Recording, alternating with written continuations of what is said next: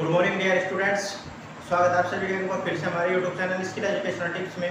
तो इससे पिछली वीडियो में हमने क्वेश्चन नंबर 14, 15, 16, 17 और 18 सॉल्व किया है। तो अगर आपने इस एक्सरसाइज 3.2 का स्टार्टिंग से वीडियोस नहीं देखा है तो आप उन वीडियोस को देख लीजिएगा, जिससे कि आपका स्टार्टिंग से और लास्ट तक सभी क्वेश्चन अच्छे से क्लियर हो जाए। लिंक आपको डिस्क्रिप्शन में मिल जाएंगे।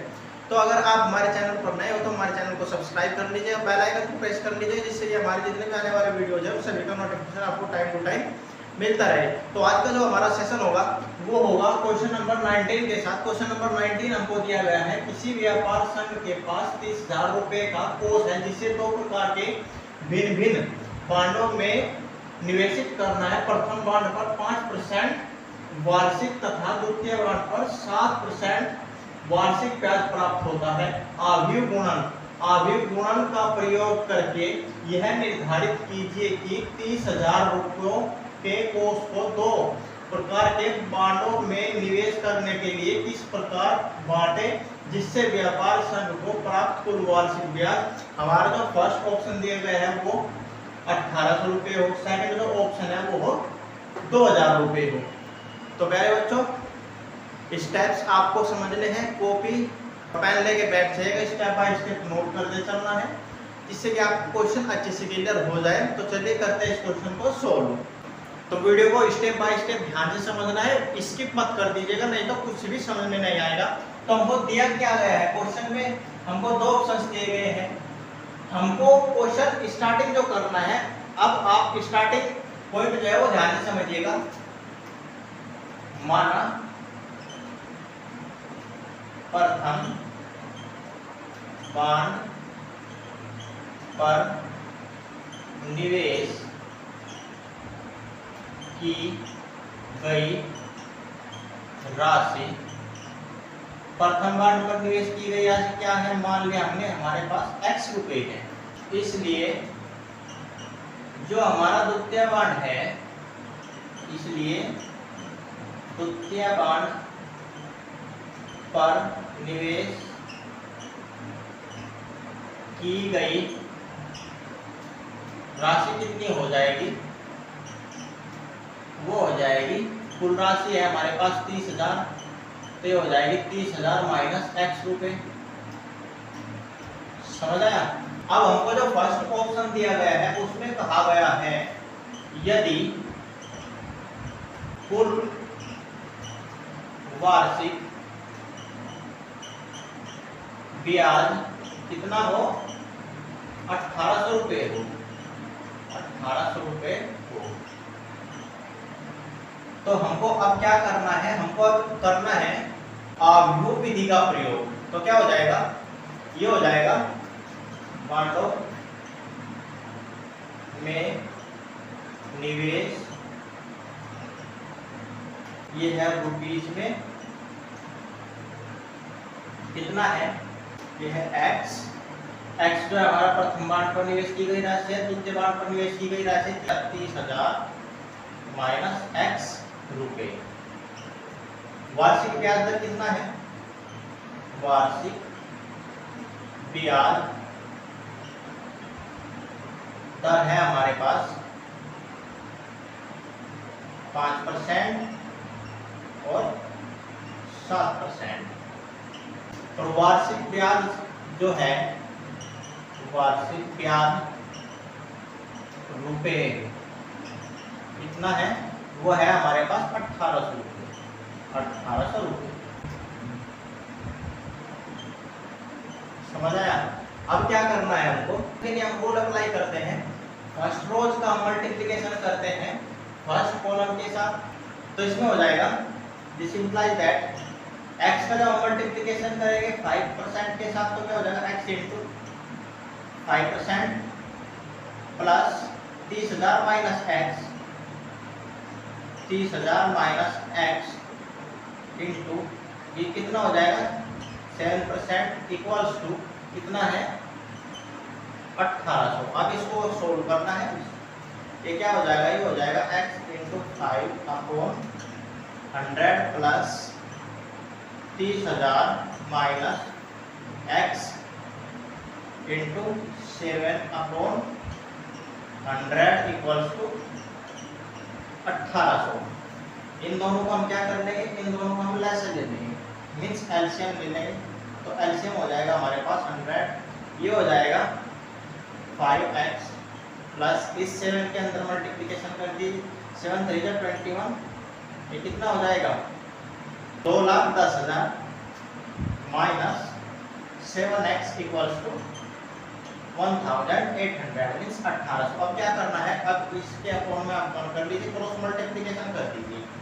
तो क्या मिल जाएगा हमको, ये मिल जाएगा, इसको हम यहाँ पे दोनों साइड से सोल्व करते हुए चलेंगे। हो जाएगा 5x माइनस का 7x कितना बचेगा, माइनस का 2x बचेगा, plus 2,10,000 equals to 1800 into 100 means 100।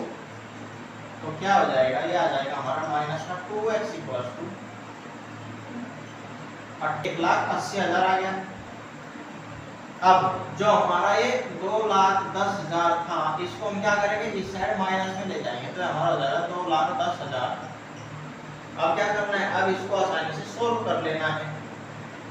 तो इसको करते हैं हम सोल्व, ये हो जाएगा माइनस 2x, कितना बचेगा, ये बचेगा हमारे पास, ये जो लास्ट की 4 जीरो है ये तो एच आ जाएंगे 3 4। अब इसके बाद जो हमारा 21 है, 21 में से जब हम एक 3 घटाएंगे तो कितना बचेगा, 3 बचेगा माइनस का, तो कितना होगा, ये हो गया माइनस का 30,000। अब क्या करना है, अब इस माइनस से ये माइनस कैंसिल हो जाएगा। अब क्या आ जाएगा यहाँ से, इसको हम यहाँ पे सोल्व कर लेते हैं,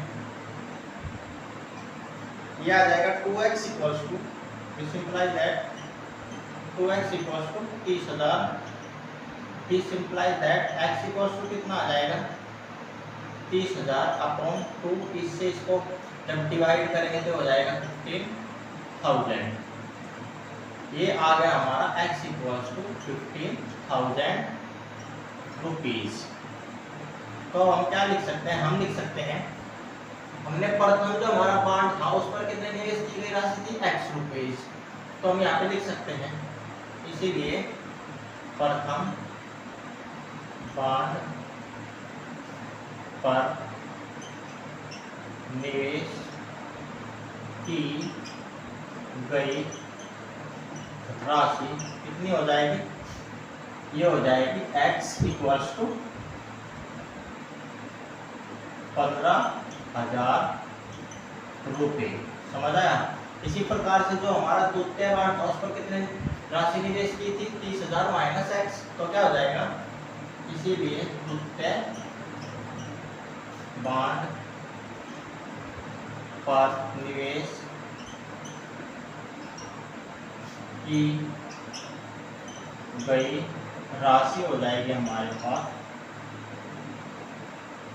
30,000 minus x means 30,000 minus x का वैल्यू हमारे पास कितना है 15,000। इसको हम यहाँ पे पुट कर देते हैं 15,000, तो कितना आ जाएगा 15,000 रुपये।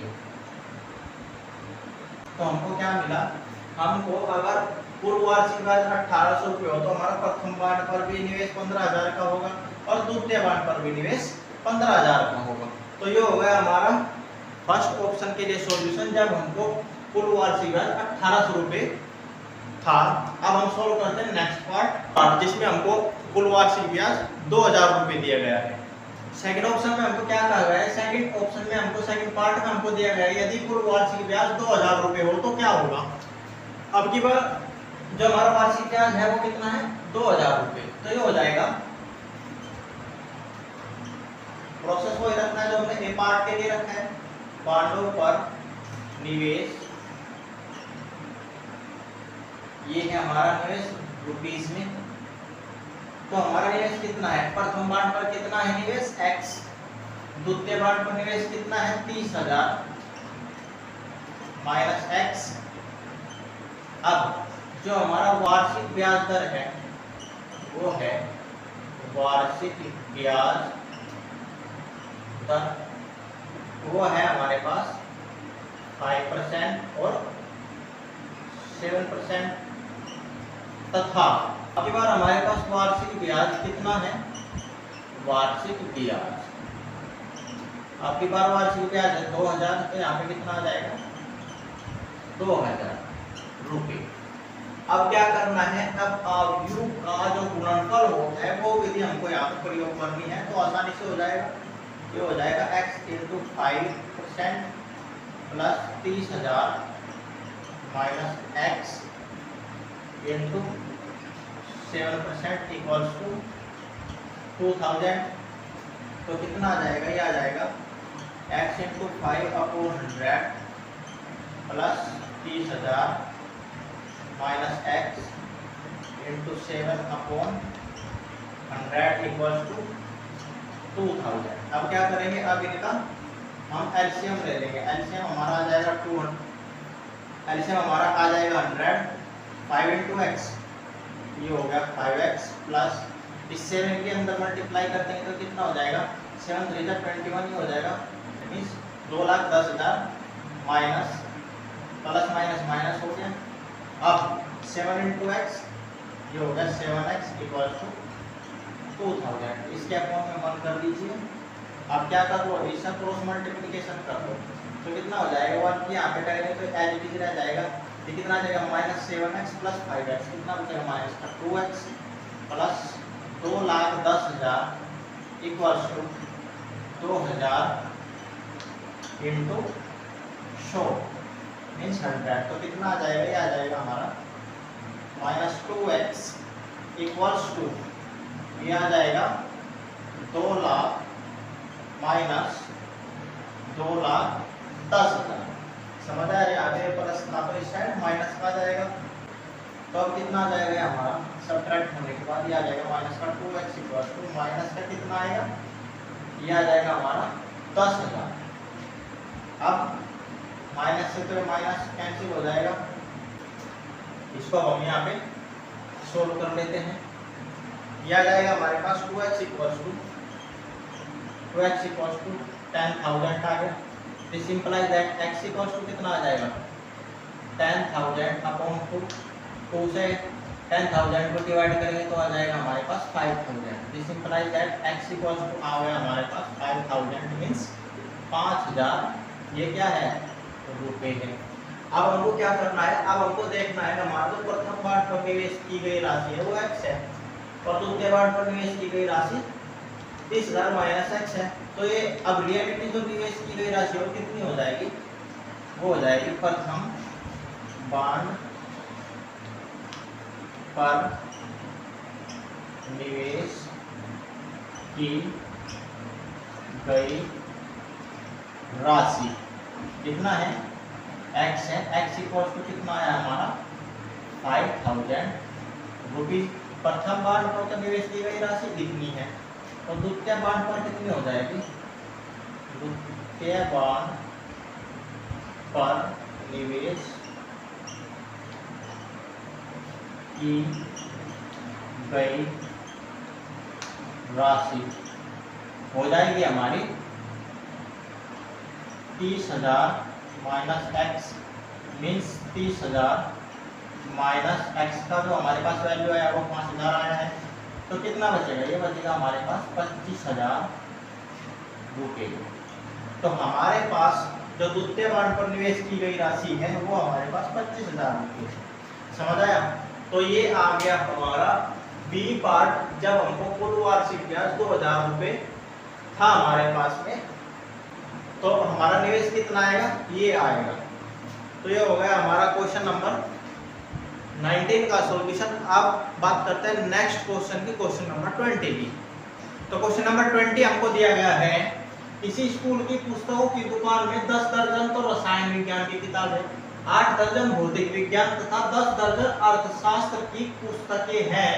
इन पुस्तकों का विक्रय मूल्य जो है वो क्रम से 80 रुपये, 60 रुपये तथा 40 रुपये प्रति पुस्तक है। आव्यूह बीज गणित के प्रयोग द्वारा ज्ञात कीजिए कि सभी पुस्तकों को बेचने से दुकान को कुल कितनी धनराशि प्राप्त होगी। तो डियर स्टूडेंट्स, आव्यूह विधि का हमको प्रयोग करना है, सिंपल है, करते हैं इसको सोल्व। तो क्वेश्चन में हमसे क्या पूछा गया है, क्वेश्चन में हमसे पूछा गया है कि सभी पुस्तकों को बेचने पर कुल कितनी धनराशि प्राप्त होगी। तो मान लो हम क्या मान लेते हैं, माना सभी पुस्तकों को बेचने पर प्राप्त जो धनराशि है, प्राप्त धनराशि कितनी हो जाएगी, मान लिया x रुपए है, समझ आया। इसके बाद हमको जो पुस्तकों की संख्या दी गई है वे किस में दी गई है, वे दर्जन्स में दी गई है। तो हमको क्या पता है, क्योंकि एक दर्जन बराबर कितना होता है, बराबर 12 के होता है। मीन्स हमारे पास अगर एक दर्जन वस्तुएं हैं तो उसमें हमको कहा गया है कि हमारे पास 12 वस्तुएं हैं, हमको 12 वस्तुएं मिली हुई है। तो आप इस पॉइंट को नोट कर लीजिएगा, इंपॉर्टेंट पॉइंट है। अब हम यहाँ पे क्या लिखते हैं, अब हम लिखते हैं पुस्तकों की संख्या, पुस्तकों की संख्या। रसायन विज्ञान की पुस्तकें हमारे पास है, भौतिक विज्ञान के हमारे पास पुस्तकें हैं और अर्थशास्त्र की पुस्तकें हैं। तो हमारे पास रसायन विज्ञान की जो पुस्तकें है वो कितनी है, वो है हमारे पास 10 दर्जन। अब अगर एक दर्जन में 12 पुस्तकें हैं तो 10 दर्जन में कितना हो जाएगा, 12 इंटू 10 मीन्स 120 पुस्तकें। इसी प्रकार से वो क्वेश्चन में कहा गया है कि भौतिक विज्ञान की जो पुस्तक है वो हमारे पास 8 दर्जन है। अगर एक दर्जन में 12 पुस्तकें हैं तो भौतिक विज्ञान की जो पुस्तक है 8 दर्जन में कितनी हो जाएगी, 12 इंटू 8 तो कितना हो जाएगा, हो जाएगा 96 मीन्स 96। इसके बाद हमको कहा गया है कि अर्थशास्त्र की जो पुस्तक है, जो पुस्तकें हैं वे भी हमारे पास 10 दर्जन है। अगर एक दर्जन में 12 पुस्तकें हैं तो 10 दर्जन में कितनी हो जाएगी, ये हो जाएगी 120 मीन्स 120 पुस्तक। इसके बाद जो हमारे पास विक्रिया मूल्य है प्रति पुस्तक वो कितना है, वो है क्रमशः 80 रुपये, 60 रुपये और 40 रुपये। कुल धनराशि, कुल धनराशि कितनी है, धनराशि जो है ये हमारी रुपीज में है। कुल धनराशि मान लिया हमारे पास x है तो ये हो जाएगा x रुपीज। अब क्या करना है, अब मैट्रिक्स मेथड का प्रयोग करके इनका मल्टीप्लिकेशन करके इसको कंपैरेटिवली सॉल्व कर लेना है। तो क्या हो जाएगा, 120 into 80 plus 96 into 96 into 60 plus 120 into 40 equal कितना है, x। तो हम इसको कैसे लिख सकते हैं, x इक्वल टू 12 8 का 96 और डबल जीरो ऐसे ही आ जाएगा, एक जीरो ये आ गया, एक जीरो ये आ गया, प्लस 96 इंटू 60 कितना हो जाएगा, सबसे पहले आप 6 की मल्टीप्लिकेशन इसमें कर देते हो, ये हो जाएगा हमारा 6 इंटू 6 36, 3 कैरी वजन 6 इंटू 9 54 हो गया, 54 प्लस 3 कितना हो गया 57 हो गया, और जो एक जीरो है इसको आप ऐसे लगा दो, प्लस 12 इंटू 4 ये हो गया 48, एक जीरो ये, एक जीरो ये, तो कितना हो जाएगा 2 जीरो हो जाएगा। अब क्या करना है, इनको बस ऐड कर लेना है। तो x इक्वल्स टू कितना आ जाएगा, सबसे पहले क्या करते हैं, इनको अब हम ऐड कर लेते हैं, 0 0 0 ये तो एज इट इज आ जाएगी एक जीरो को। इसके बाद 0 प्लस 6 प्लस 0 कितना आ जाएगा 6 आ जाएगा। इसके बाद 8 प्लस 7 15 हो गया, 15 और 6 कितना हो गया 21 हो गया, 2 कैरी बचा, 2 प्लस 4 6 हो गया, 6 प्लस 5 कितना हो गया 11 हो गया, 11 प्लस 9 कितना हो गया 20 हो गया। तो x का वैल्यू हमारे पास कितना आया है 20,160 रुपीज मीन्स 20,160 रुपये। तो हमारे पास जो सभी पुस्तकों को बेचने पर कुल प्राप्त धनराशि होगी वो कितनी होगी, तो हम यहाँ पे लिख सकते हैं, अतः सभी पुस्तकों को बेचने पर दुकान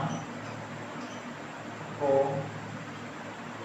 प्राप्त कुल धनराशि कितनी हो जाएगी? कुल धनराशि इक्वल एक्स। एक्स का वैल्यू हमारे पास कितना आया है? 20,160 रुपये, जो कि हमारी सभी पुस्तकों को बेचने पर दुकान को प्राप्त कुल धनराशि होगी। तो ये आ गया हमारा क्वेश्चन नंबर 20 का फाइनली सॉल्यूशन, जो कि हमसे क्वेश्चन में पूछा गया था कि सभी पुस्तकों को अगर हम बेच दे तो दुकान को जो प्राप्त कुल धनराशि वो कितनी होगी? वो होगी 20,160 रुपये। अब बात करते हैं नेक्स्ट क्वेश्चन की, क्वेश्चन नंबर 21 की। अब करते हैं नेक्स्ट क्वेश्चन 21 को सोल्व। तो क्वेश्चन नंबर 21 हमको क्या दिया गया है? हमको कहा गया है 21 से पहले मान लीजिए कि x, y, z, w तथा p क्रम से 2 cross n, 3 cross k, 2 cross p, n cross 3 तथा p क्रॉस k कोटियों के आव्यूह हैं। नीचे दिए गए प्रश्न संख्या 21 तथा 22 में से उत्तर हमको चुनना है। तो क्वेश्चन नंबर 21 जो है उसमें कहा गया है py प्लस wy के परिभाषित होने के लिए n k तथा p पर क्या प्रतिबंध होगा? फर्स्ट जो ऑप्शन है वो है k equals to 3, B option है k स्वेच्छ है p इक्वल्स टू 2 है, सी है हमारा p स्वेच्छ है k इक्वल्स टू 3 है, डी जो है k इक्वल्स टू 2 है और p इक्वल्स टू 3 है। तो डियर स्टूडेंट्स, ये हमको 4 ऑप्शंस दिए गए हैं जिनमें हमको करेक्ट प्रतिबंध बताना है। तो चलिए करते हैं इस क्वेश्चन नंबर 21 को सोल्व करेक्ट प्रतिबंध के लिए। p की कोटि हो जाएगी हमारे इक्वल p क्रॉस के तथा y की कोटि क्या होगी? y की कोटि इक्वल हो जाएगी 3 क्रॉस k के। इसीलिए py को परिभाषित होने के लिए k इक्वल्स टू 3 होना चाहिए। इस प्रकार py की कोटि क्या हो जाएगी? p क्रॉस k हो जाएगी, p क्रॉस k है। तो w की कोटि क्या होगी? w की कोटि इक्वल्स टू n क्रॉस 3 तथा y की कोटि हो जाएगी 3 क्रॉस k। तो जो यहाँ पे w की कोटि है, p की कोटि है और y की कोटि है, ये सभी हमको क्वेश्चन में जो कंडीशन है उसमें दी गई है। तो y की कोटि हो जाएगी 3 क्रॉस k। अब क्या हो जाएगा? तो ये हो जाएगा कोटि के अनुसार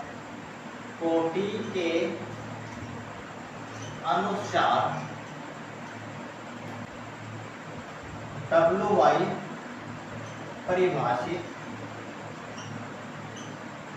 है तथा इसकी कोटि n क्रॉस k है।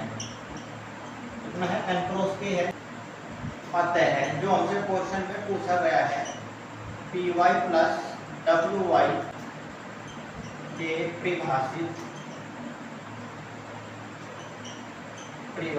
होने के लिए py तथा wy की कोटि क्या होनी चाहिए? बराबर होनी चाहिए, बराबर होनी चाहिए। इसीलिए क्या हो जाएगी? py की जो हमारी कोटि है वो है कितनी? वो है p cross k equals to और WY की जो कोटि है वो है कितनी, वो है हमारे पास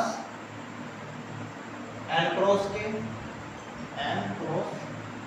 जाएगा p से, तो p कैंसिल हो जाएगा। हमारे पास क्या आया, हमारे पास आया p इक्वल्स टू n और k इक्वल कितना है, k इक्वल है हमारा 3। तो हम क्या कह सकते हैं, हम कह सकते हैं k इक्वल 3 और p इक्वल n। ये ऑप्शन है हमारा option number A, that is option number A is the correct answer. तो प्यारे बच्चों, ये होगा हमारा क्वेश्चन नंबर 21 का सॉल्यूशन, जिसमें हमसे पूछा गया था py प्लस wy के परिभाषित होने के लिए कोटि क्या होगी, मींस कोटि का प्रतिबंध क्या होगा, तो वो होगा हमारा k equals to 3 p equals to n। अब चलते हैं नेक्स्ट क्वेश्चन, क्वेश्चन नंबर 22 की तरफ, करते हैं उसको सॉल्व। इस एक्सरसाइज का लास्ट क्वेश्चन, क्वेश्चन नंबर 22 हमको दिया गया है, यदि p इक्वल्स टू n हो तो आव्यूह 7x - 5z की कोटि है। 4 ऑप्शन हमको दिए गए हैं। ये जो हमारा ऑप्शन है वो है p क्रॉस 2, b ऑप्शन है 2 क्रॉस n, c ऑप्शन है n क्रॉस 3 और d जो ऑप्शन है वो है p क्रॉस n का।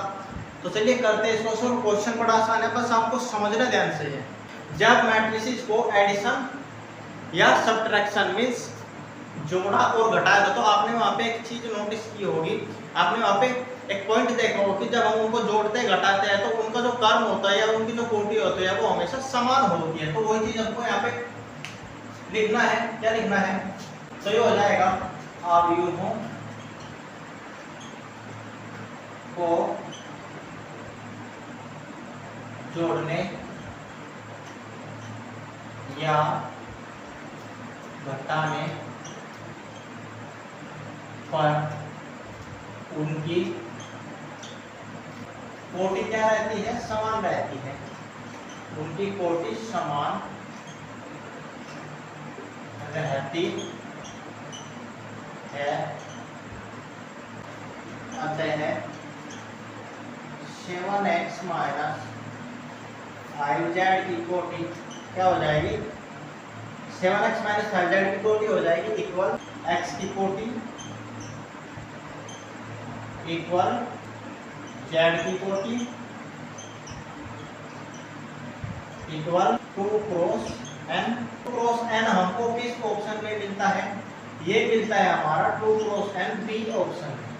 तो B option is the correct answer, ये हमारा बी ऑप्शन करेक्ट हो जाएगा। तो ये था आज के सेशन का हमारा और इस एक्सरसाइज का लास्ट क्वेश्चन, क्वेश्चन नंबर 22। तो उम्मीद करते हैं कि आज का जो सेशन था वो भी आपके लिए अच्छा रहा होगा, आपको समझ आया होगा। तो आप इन क्वेश्चंस को, इन सेशंस को अच्छे से कंप्लीट करिएगा, अच्छे से सोल्व करिएगा और अच्छे से समझिएगा। अगर फिर भी आपको कोई क्वेश्चन या डाउट है तो आप उन डाउट्स या क्वेश्चन को आप कमेंट बॉक्स में टाइप कर दीजिएगा। नेक्स्ट वीडियो में आपको उसका सॉल्यूशन मिल जाएगा। तो प्यारे बच्चों, आज का जो हमारा लास्ट क्वेश्चन था, इसके साथ साथ हम हमारा जो एक्सरसाइज है 3.2 का उनका जो बाकी की जो वीडियोज है उनका लिंक आपको डिस्क्रिप्शन में मिल जाएगा। तो आज की वीडियो बस इतना ही, मिलते हैं नेक्स्ट वीडियो में। और एक प्यारा सा कमेंट जरूर कर दीजिएगा एक्सरसाइज 3.3 के हिसाब। Till then take care.